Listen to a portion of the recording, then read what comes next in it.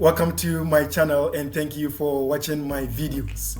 My name is Simon Peter Adabo and I am always excited that you keep me company on my lane. Today I'm excited to share with you on one trending issue in the UK where I talk to you about the post-study work visa or the graduate visa. So I talk about the features of this visa. That is, I talk about 10 features of this visa where I discuss the advantages and disadvantages of the post-study work visa, and then leave it to you, your friend and your colleagues to decide whether you need to apply for this visa or not. So keep in touch with me. Don't forget to subscribe to this channel, like the video, give your comment. If you have any issues or if you have any questions, you can ask in the comment section, and then I can have the opportunity to share with you relevant information pertaining to whatever you have asked. Don't forget to also click the notification button so that you can always be alerted on when our next video is ready on this channel. Yes, so I talk about the graduate visa. What is the graduate visa? The graduate visa was launched in July of 2021 for students who have graduated in relevant courses in the UK, being the undergraduate studies, the postgraduate studies, or the doctoral studies.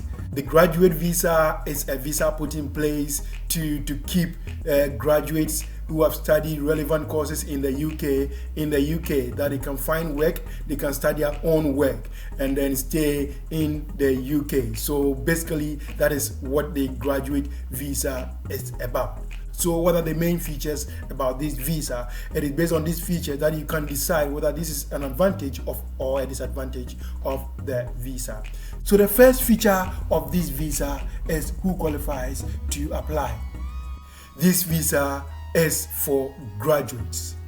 So you have to be a graduate in the UK before you can apply for this visa.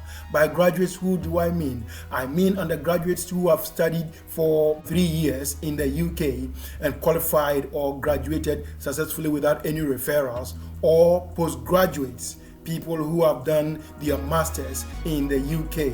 And then it is also for those who have done their PhD, that is your doctoral studies in the UK. So the first feature is that it is for graduates.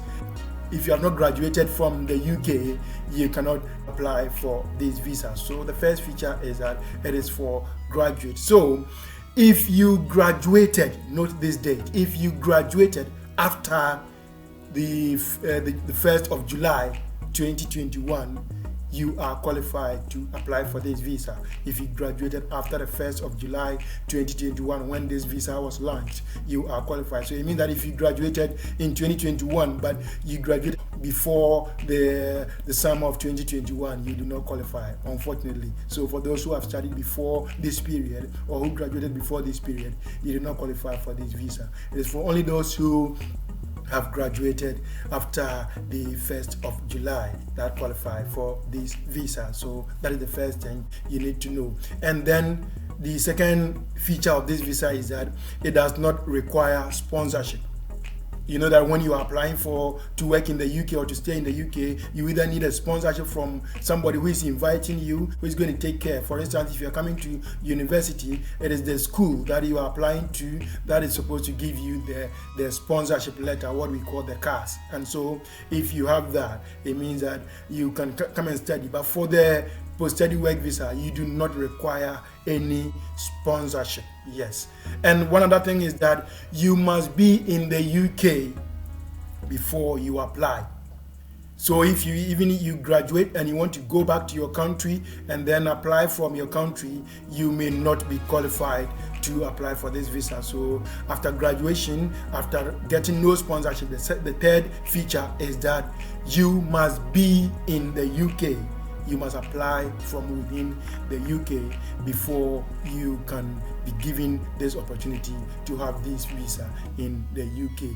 The fourth feature is that the duration is 2 years for undergraduates and postgraduates, and then it is a 3-year for PhD graduates. If you completed your master's, you are qualified for 2 years post-study work visa. But if you have completed your PhD, your doctoral studies in the UK, you qualify for 3-year duration of this visa. And that you can work, you can look for work, you can start your own work for this period of time you have been given, for the 2 years or the 3 years you are going to stay and work in the UK. Feature is about the work limit. Because you have at least 2 years to work in the UK, it means that you are not going to be limited in the number of work hours you are going to have on this visa, unlike the student visa where you are limited to 20 hours maximum work in a week. For this visa, you can work on limited time. The only restriction on your visa is that you cannot work as a sports person. You cannot work as a tennis ball player, as a volleyball player, as a footballer. You cannot engage in any work as a sportsman. So if you want to maybe launch your football career after your studies, maybe you have to look for a different visa. But on this visa, you cannot use your student or your graduate visa to work in any sportsmanship role. Then the 15 I talked to you about is a multi-entry visa. You can go in and out of the UK as many times as you want. So it is a multi-entry visa. So you can go and come, you can go and come. So if you want to do business, if you want to start a business, maybe this is an opportunity for you where you can have the opportunity to travel in and out of the UK with this post-study work visa or this graduate visa. So that is the 5th feature of this visa. You can travel in and out of the UK. The 6th feature is on dependents. Your dependents can apply with you if they are living with you in the UK before you graduate. So if you want your wife, your husband, your children to apply with you on the post-study work visa as dependent for you, they should be in the UK before you graduate. No dependents are allowed after you have applied for this visa. So if you want to apply to stay and live and work in the UK with your dependents, let your dependents come with you, come and stay with you in the UK before you apply. Because if you apply for this visa and you are granted it, your dependents cannot apply on this visa with you. Thinking that you look for this visa and then look for work before you want to go and bring your dependents, your wife, your husband, your children, then I'm sorry that this visa will not allow them to come after you have gotten the visa. So let them come before you make this application to stay in the UK. So take very note of that. Then the 7th feature is about the fees. The application fee as it stands now is £700 for the processing fee, that is the main application fee, and then you pay for the immigration health surcharge, which is £624 per year. So if you are applying for a 2-year, for instance, if you are a postgraduate who is applying for the 2 years, you need to pay 624 for each year. So you multiply the 624 for the 2 years you are applying for. If you are applying as a PhD graduate, then you need to pay for 3 years. So it is £624 by 3 years. That will be the amount you are paying. So some say that it is expensive visa.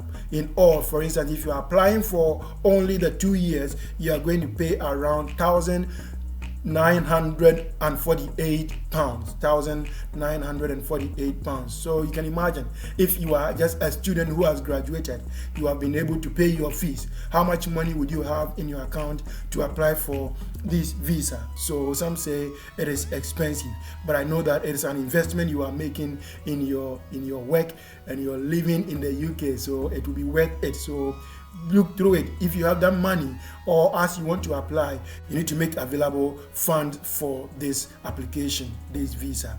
Then one other advantage of it is that if you apply for this and you find work in the public health care sector, you are likely to get a refund. So irrespective of the amount of money you are paying for your immigration health surcharge, you may get a refund if you find work, suitable work within the public health sector. So that is the advantage in this visa, that if you apply after paying for the immigration health surcharge, in addition to your application fee, if you find job within the public health sector, you can get a refund of the immigration health surcharge you paid for this. So you are likely to get your refund for your application. So if you apply and you get it and you find job within the public health care sector, you are likely to get a refund. The other feature is that this visa does not lead to permanent stay.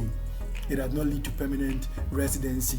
So if you think that if you get this visa, it can count to a permanent residency, unfortunately, just like your student visa, it does not count to a permanent residency. The only thing that can count is when you find a job that can lead to sponsorship into a tier 2 visa or other skilled worker route visa, then you may start counting your possibility of getting a permanent stay or an extended leave to remain in the UK. So think about that and then do your evaluations as to whether you want to apply for the post-study work visa or not. So some of the tricks I want to share with you about this visa is that your 2 years or your 3 years for this visa starts from when your visa is approved. Yes, from when your visa is approved. So make sure that you do not rush in your application. Yes, do not rush in your application.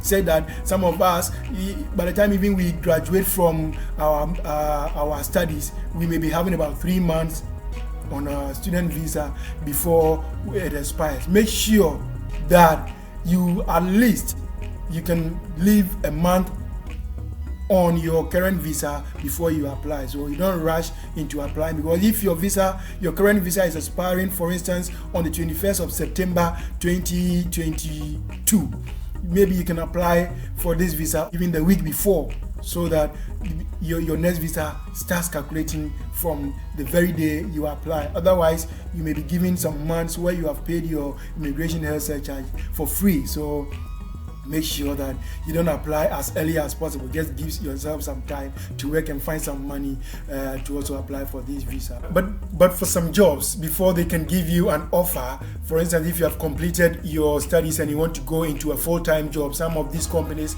will be requiring you to provide a proof of your leave to remain. So you may be tempted to apply earlier for this visa so that you can attach that to your application. But other than that, you are not obliged to apply immediately after your graduation. No, you can also stay and work for the period of months left on your current visa, on your study visa, and then just before your visa expires, your student visa expires, you apply for this graduate visa. So don't rush in applying, otherwise you may have paid your immigration health surcharge for some months and you may not use those months. So that is the trick about it, the last feature I shared with you. So those are the key issues about the post-study work visa. If you have any comments, if you have any reservations or questions, you can keep this in the comment section and I'll be available to answer them for you. Don't forget to subscribe to this channel, to like the video, and also give your feedback about this video. So you are welcome to share with your colleagues also who need to know the realities of the post-study work visa. These are the key features of the post-study work visa or the graduate visa in the UK. If you have anything, let me know. Thank you and see you in our next video.